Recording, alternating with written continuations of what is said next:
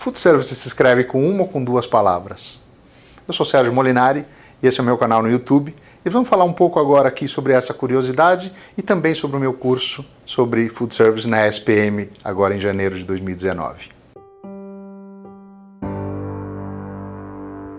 Há muito tempo as pessoas me perguntam qual é a forma certa de se escrever Food Service, que é o nome desse mercado. E a primeira questão é, fiquem tranquilos, não existe forma certa ou forma errada. É só uma questão de entender melhor o que leva a uma e a outra e cada um pode definir como quer utilizar essa nomenclatura. Mas vamos lá, se a gente for hoje para o Google e digitar ali Food Service com uma palavra, vai aparecer perto de 80 milhões de respostas. Food Service com duas palavras, perto de 6 bilhões de respostas. Isso faz com que muita gente naturalmente penda para falar com duas palavras, ou para escrever com duas palavras Food Service. Mas vamos dar um passo atrás e entender um pouco o que leva a uma ou outra. Primeiro, Estados Unidos versus Inglaterra. O inglês nos Estados Unidos tem preponderado para um caminho de fusões entre palavras que juntas signifiquem alguma coisa. E aí, então talvez seja um certo americanismo, mas o que a gente percebe é quase todas as principais entidades e empresas nos Estados Unidos utilizam Food Service como sendo uma palavra só.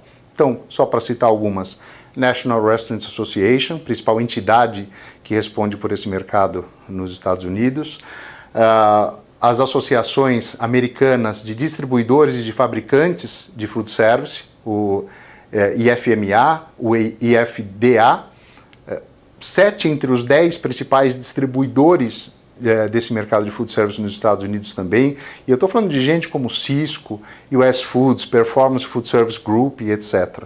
Então, o que a gente percebe é que, juntando a ideia de uma tendência americana e uma tendência da língua inglesa de fusão entre essas palavras, a gente tem o food service predominantemente falado e escrito como uma palavra só nos Estados Unidos e um pouco menos nos outros países de língua inglesa.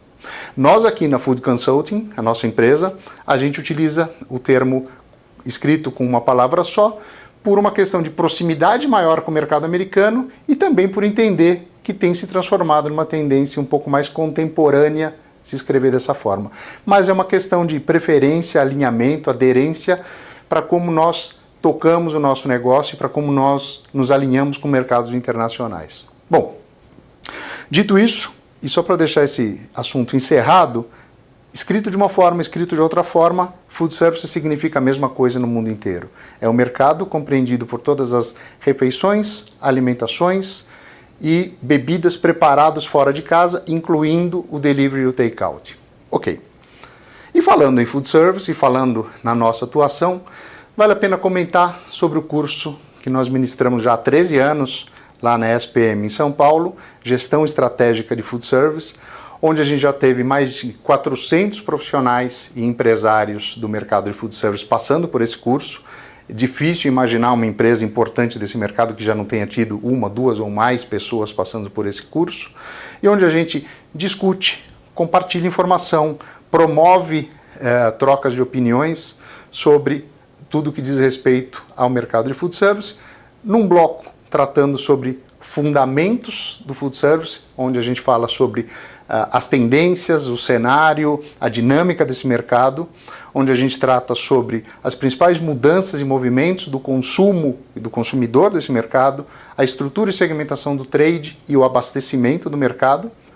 E num outro bloco, a gente vai trazer 3 assuntos particularmente importantes para os dias de hoje.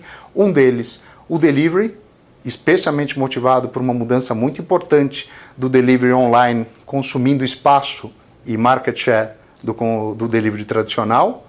Um outro tema que é falar sobre as redes de food service e que fundamentalmente crescem mais do que os operadores independentes, e entender um pouco como é que está o footprint dessas lojas, como é que quais são os principais segmentos que têm emergido mais ao longo dos últimos tempos, e fechar com um tema que são as fusões e aquisições que acontecem de uma forma bastante intensa ao longo do ano de 2018 e que se projeta para os próximos anos também com bastante destaque.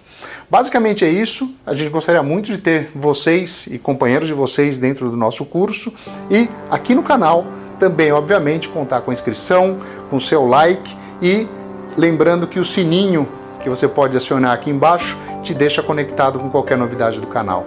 É isso aí, um super 2019 para todos.